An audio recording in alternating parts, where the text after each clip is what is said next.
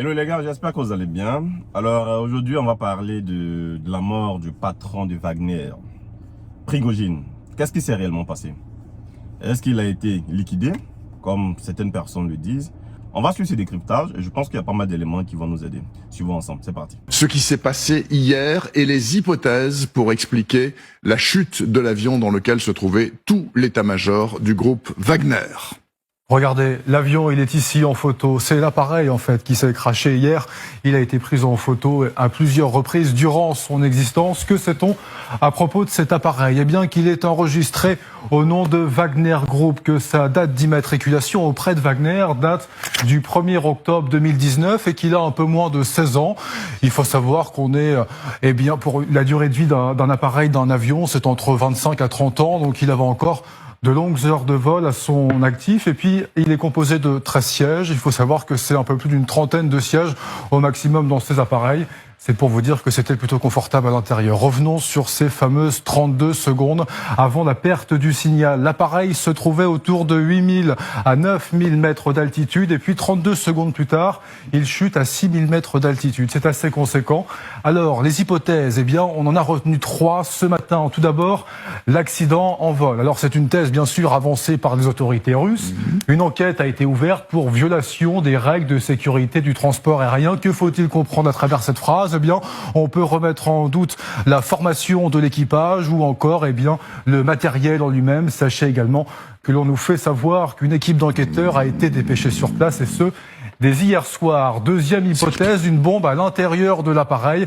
Mais lorsque l'on regarde cette vidéo, on voit que l'ensemble du fuselage n'est que très peu impacté en fin de compte et qu'il chute en fait en entier quasiment en direction du sol, ce qui veut dire que c'est peu probable d'avoir une explosion à l'intérieur, auquel cas on aurait, eh bien, plusieurs débris qui chuteraient en direction du sol. Enfin, la troisième hypothèse, qui semble la plus probable, eh bien, c'est l'appareil touché par un missile, puisque regardez cette photo, vous avez les petits cercles rouges, ça correspond à des trous à l'intérieur du fuselage. On n'a pas identifié quelle partie exactement c'était de l'avion, mais ce qu'il faut dire, c'est que le missile, lorsqu'il explose, eh bien, ce sont des petits bouts de métal qui vont perforer le fuselage, qui fait que ça correspond un petit peu plus à ce que l'on voit sur les images. Et puis, regardez également cette vidéo, vous avez ce panache de fumée. Ça correspond, eh bien, de la fumée d'un missile. Ça pourrait correspondre en tout cas de la fumée qui émane d'un missile. Et puis juste ici, vous avez l'avion qui est en train de chuter, où là aussi il y a un petit panache de fumée qui émane. Ça peut être soit du carburant ou soit un début d'incendie. Voilà pour ces 3 hypothèses qu'il faut retenir, en se disant, eh bien, que forcément la troisième, eh bien, serait la plus probable ce matin. Première chose, est-ce qu'on peut faire confiance à ces images? Vous savez, il faut se méfier. Plusieurs fois ces derniers temps, sur des catastrophes ou des accidents, on a vu circuler sur Twitter, X ou Internet, on a vu circuler des images qui correspondaient à d'autres événements. Donc il faut se méfier particulièrement et essayer d'avoir la certitude. Donc il faut se méfier particulièrement et essayer d'avoir la certitude qu'on possède des éléments de base qui sont concrets et qui sont sérieux. Cela dit, si on fait confiance à ces images, les images que l'on voit nous montrent un appareil qui s'est quasiment autodétruit en vol à son niveau de croisière. C'est quelque chose qui n'arrive pas, sauf exception. Et quand je parle des exceptions, à peu près tous les cas qu'on a connus, c'était des bombes à bord ou des missiles, parce que pour qu'un avion tombe de cette manière-là, il faut qu'il ait subi de très graves dégradations. Les avions, lorsqu'ils ont des pannes, d'abord ont toujours des dispositifs de secours, et deuxièmement, ils ont toujours la possibilité de descendre progressivement pour se dérouter vers des aérodromes, pour lancer des alertes, envoyer des messages. Or, dans cette affaire, on n'a pas de message, on n'a rien du tout. Donc on dirait qu'il s'agit d'une affaire très subite. Et s'il s'agit d'une affaire très subite, première hypothèse, évidemment, c'est bombe ou missile, ou bien événement à bord particulièrement destructif, comme une explosion d'un des 2 moteurs.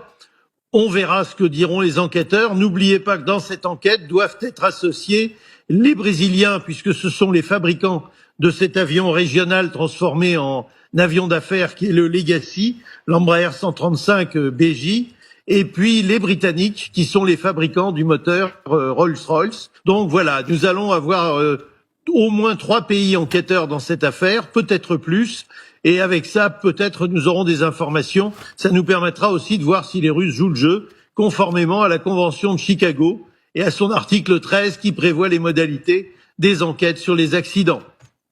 Vincent Huge, d'informations d'autres sources qui laissent entendre qu'il n'y a pas la queue d'un doute. Il y a 2 missiles sol-air qui ont percuté l'avion en l'air. Le doute méthodologique s'impose encore à ce stade, notamment pour les raisons évoquées à l'instant par Michel Polaco, une authentification absolument incontestable des images et de leur validité.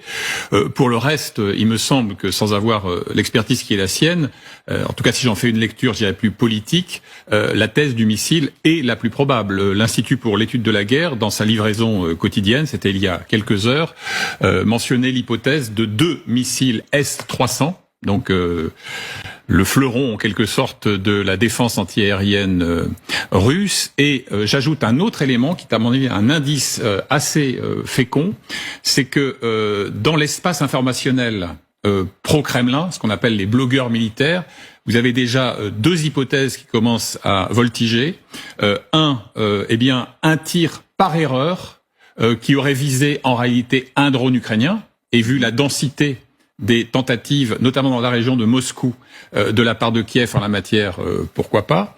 Le deuxième hypothèse étant celle d'un acte terroriste, mais qui, compte tenu des éléments physiques dont on dispose et visuels, risque d'être invalidé assez vite. Donc si vous avez déjà comme ça des petits germes qui sont semés pour essayer de donner une rationalité à ce qui apparaît comme une opération de liquidation, en tout cas c'est ma conviction à ce stade, eh bien c'est sans doute que on a préparé en amont. Moi je suis frappé quand même par 2 choses. D'abord l'absurdité qui consiste à placer tout l'état-major quasiment, ou les caïds de Wagner dans le même avion. C'est un non-sens total. Bon. Et deuxièmement, je trouve quand même que il y a dans la promptitude, dans l'empressement des sources d'informations officielles russes à confirmer la mort et l'identité des victimes, quelque chose d'un peu troublant.